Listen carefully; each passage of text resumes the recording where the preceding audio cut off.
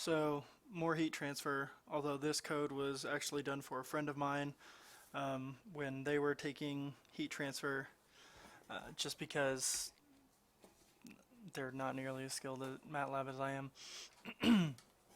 So a roughly similar project, similar material properties, things like that, but the key component of this project was that the nodal mesh within this structure and within this brake pad, and the fluxes were different, minor things like that were a bit different, but the main difference was that one of the goals of the project was to see how the thermal distribution changed as the mesh got more refined.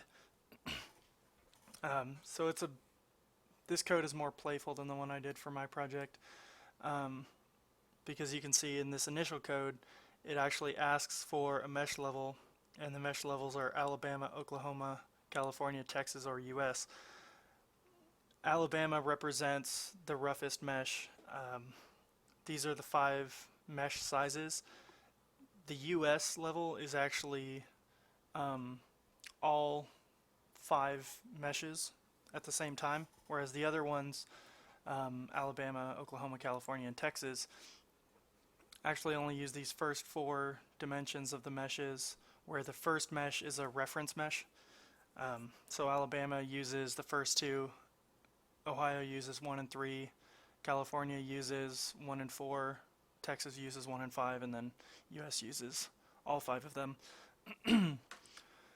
So we have our radial and height values, material properties, things that just dictate how the temperature flows.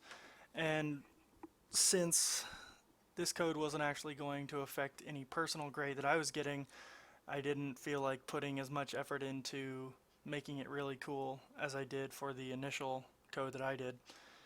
So the flux, everything like that is still time variant. The logical conditions to dictate how the temperatures flow from each node to the next, depending on if it's on one of the surfaces of the material, I guess. They're a bit different, because admittedly I was trying to keep it from looking identical to my code.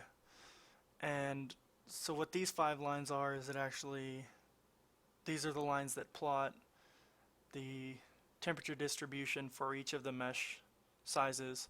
And in these if statements up here, these actually don't do anything as far as calculation is concerned. You can see that each of the points is plotted at the 0, 0, and none of them have the marker size adjusted to where it's any large kind of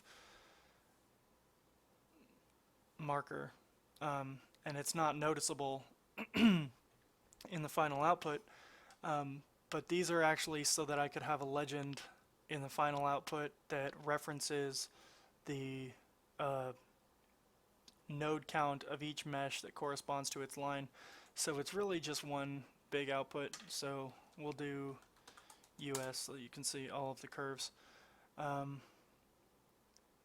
It takes a bit of computation time, but so the black reference mesh is only a 10 node mesh. It's 5 by 2.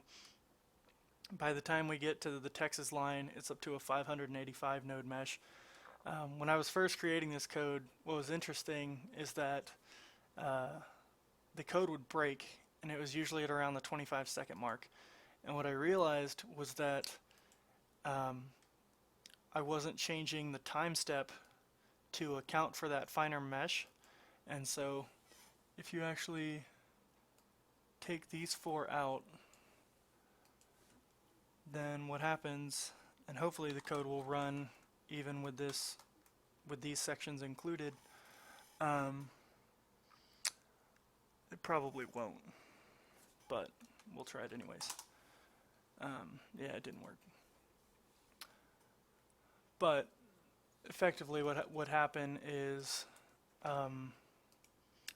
one of these nodes would overload, I guess, with heat, or something would make the code go haywire, and around when it broke, the finer the mesh was, I was getting temperature readings of, you know, 10 to the 63rd, and so obviously that's not accurate.